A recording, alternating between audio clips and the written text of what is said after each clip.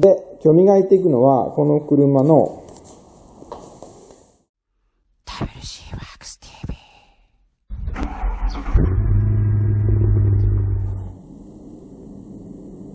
いつも WC ワークス TV をご覧いただき、ありがとうございます。ありがとうございます。Hi guys, it's WC. Thanks for watching my video. このチャンネルでは、誰にでも簡単に車をきれいにできる方法やコツをお伝えしておりますので、チャンネル登録お願いします。行くぞ。ニューウェブ予算ウエストかな。はい、ということで今回なんですが、磨きの動画をお送りしていきたいと思います。少し前、2つ前かな、3本立てのシリーズもの、企画ものとしてノーカットで磨きをお見せしますということで動画をアップしました。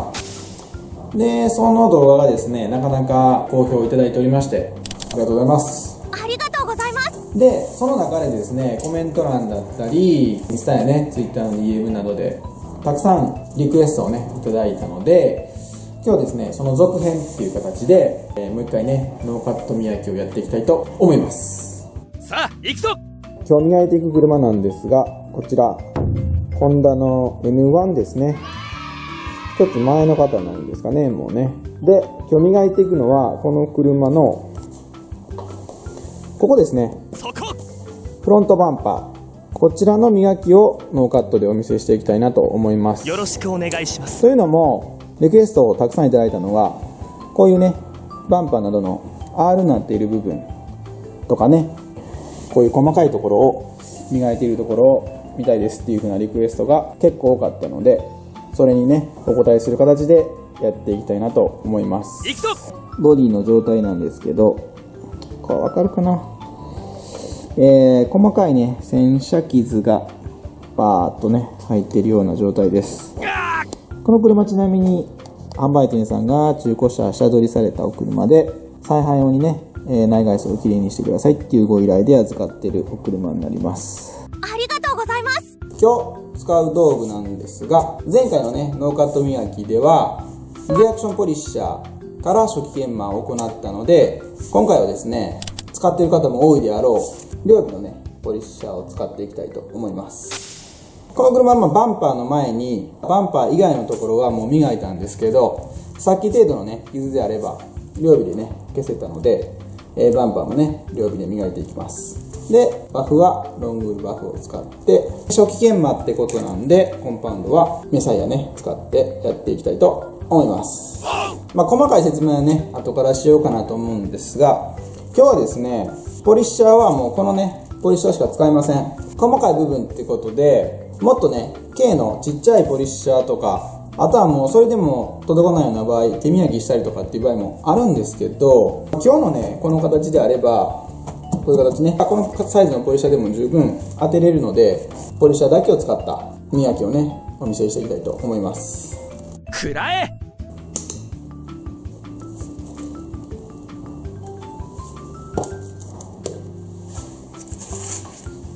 コンパウンドはこんなもんですね。わかるかな。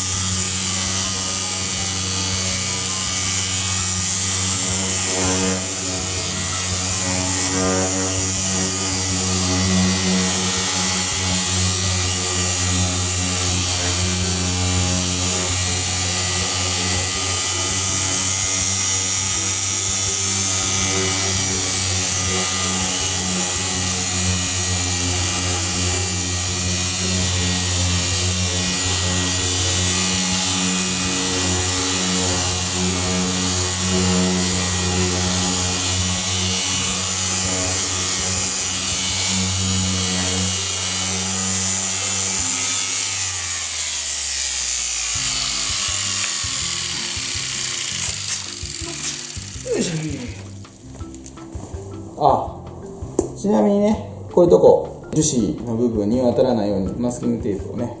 貼ってあります。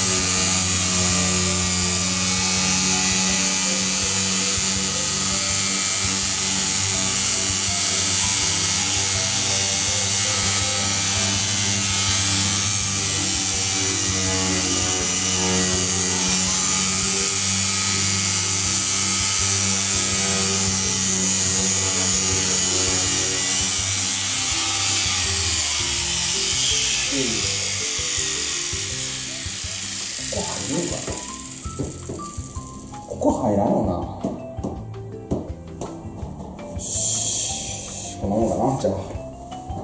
じゃあやるじゃないか。作業が終わりました。こんな感じです。って言ってもですね、正直ね、あんまりね、伝わらないと思うんですよ。こんなはずでは。両尾で消せるレベルの洗車傷なんで、そこまでね、目立つわけではないのでね。それよりも今日は、そのバフのね、当て方とかですよね。そういうところを、少しでも参考にしていただければなと思います。磨き方の具体的なポイントなんですが、例えば、ボンネットとかね、ドアとか、広いパネルだと、もうこういう風にね、バフのね、面でしっかり捉えましょうと。それはね、過去の動画でもいつも言ってることなんですが、そういう平らなね、パネルはそうするのが正解なんですが、例えば、こういうところですよね。こういうちょっと狭いところだったり、そこ。ちょっとこれ R そこまできつくないですけど、こう R になってる、へこんだりしてる部分を磨くときっていうのは、やっぱりこう、面でね、当てるだけでは、やっぱりこう、うまく当てれないので、バフのね、角を使うんですね。そこ。角を使って、ちょっとこんな感じでね、角を、これ今こっち浮いてるんですけどね、浮かす感じで当てたりだとか、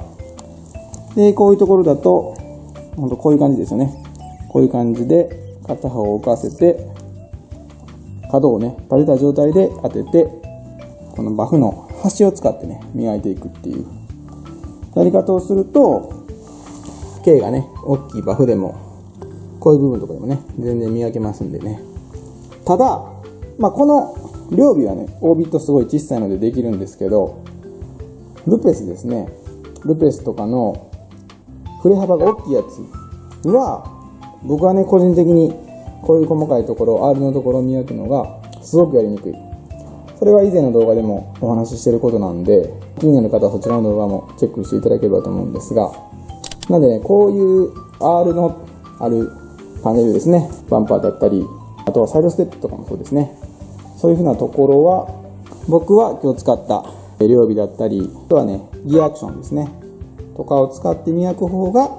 個人的にはね、やりやすいかなと思ってます。よろしく頼む。で、今ですね、これ、初期研磨が終わった状態です。続いて、最終研磨に入るんですが、正直ですね、これ中古車で店頭に並べるようにざっくり仕上げるレベルの磨きなんで、もう今日はね、これで終わります。やったこれ両尾で、ロング尾で磨いてるんで、バフ目っていうのはこれでは出ないので、厳密にね、強高を求めるんであれば、もう一回磨く方がいいんでしょうけど、そこまでのレベルを求められていない、磨きなんでね、今日はここで終わります。もしですね、もう一段階磨かれるっていう場合は、バフウレタンに変えて、パンパンでもね、仕上げ用のものに変えてもう一回磨くっていう形になると思います。くらえ。両尾であれば、初期研磨と最終研磨2工程でね、仕上がるかなと思いますので、あとはコンパウンドね、残さずに磨くってことですね。ここさっき当てちゃったんで、コンパウンドがついてますが、こんなはずでは。コンパウンドがね、残らなくなるまでしっかり磨き込んでから、次の工程に入るようにしていくと、後の工程がね、拭き取りの工程がものすごく楽になるので、っていうような感じかなと思います。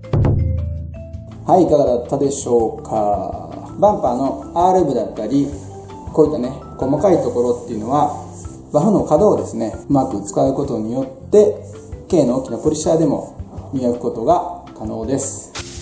これよりもね、もっとこう、細いところだったり、あとはね、くぼんだりね、凹凸になっているようなところの中側とかだと、もっと小さなポリッシャーでないと当てれなかったりするんですが、この車のようなね、形のバンパーであれば、125パイだったり150パイのポリッシャーバフでもね、十分磨けるかなと思います。R 部だったりですね、樹脂パーツの磨き等ではお悩みの方、少しでもね、参考にしていただければと思います。よろしくお願いします。ということで、今回も最後まで動画をご覧いただきありがとうございました。ありがとうございます。もしこの動画が気に入っていただけましたら、高評価ボタン、そしてチャンネル登録、またの方はぜひよろしくお願いします。よろしくお願いします。 YouTube 以外にもブログや Facebook、Twitter、Instagram と各 SNS もやっております。ご質問やお問い合わせ等は SNS の方からでも受付しておりますので、ぜひフォローしてやってください。よろしくお願いします。ではまた次の動画でお会いしましょう。さよなら。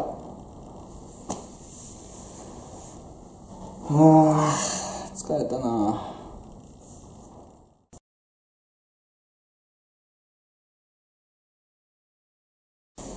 しゃあ、やりますか。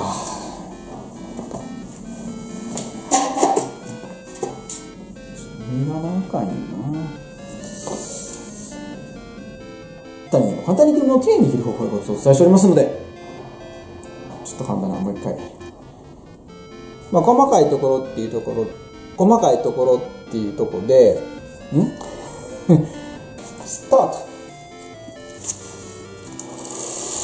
し